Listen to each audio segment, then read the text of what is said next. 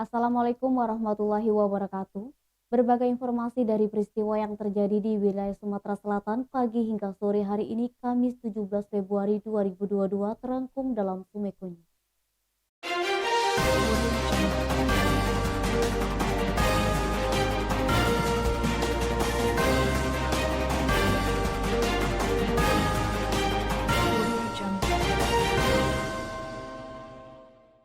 Jalan di permukiman warga Kelurahan Jua-Jua Kayu Agung Ogan Komering Ilir kini tidak berdebu dan becek ketika hujan, khususnya di 5 rukun tetangga karena sudah dilapisi batu andesit.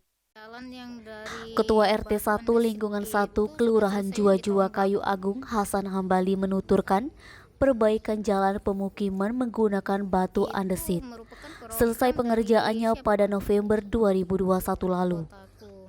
Saat ini telah dirasakan warga manfaatnya. Jalan menggunakan material batu andesit bukan hanya di RT 1 melainkan di 5 RT, mulai dari RT 1 hingga RT 5. Pembangunan jalan di Kelurahan Jua-Jua memang berbeda dengan kelurahan lainnya, yakni biasanya jalan permukiman identik dengan jalan cor semen biasa.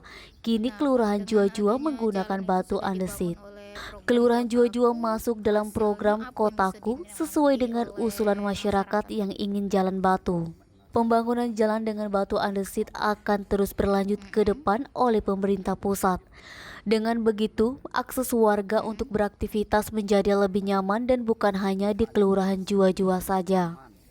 Jika salah satu warga menuturkan sangat senang adanya jalan batu andesit ini, karena jalanan tidak becek dan kemana-mana menggunakan kendaraan atau jalan kaki lebih nyaman. Niskia Sumeko TV melaporkan. Kantor Kementerian Agama Kabupaten Ogan Komering Ilir belum bisa memastikan keberangkatan calon jemaah haji. Pasalnya belum menerima surat resmi kuota keberangkatan ibadah haji tahun 2022. Kepala Kemenak Oki Dr. Andes Haji Subrata melalui Kasih Penyelenggara Haji dan Umroh, Dr. Andes Haji Mutawali MPDI menuturkan pihaknya hingga saat ini belum terima surat resmi apakah tahun ini jemaah haji Indonesia bisa diberangkatkan atau tidak. Wacana yang ada untuk tahun ini ada 3 opsi untuk ibadah haji, yakni berangkat haji dengan kuota 100%, berangkat haji dengan kuota 50%, dan opsi ketiga yakni batal berangkat apabila COVID-19 melonjak. Keberangkatan ibadah haji semuanya kewenangan Arab Saudi.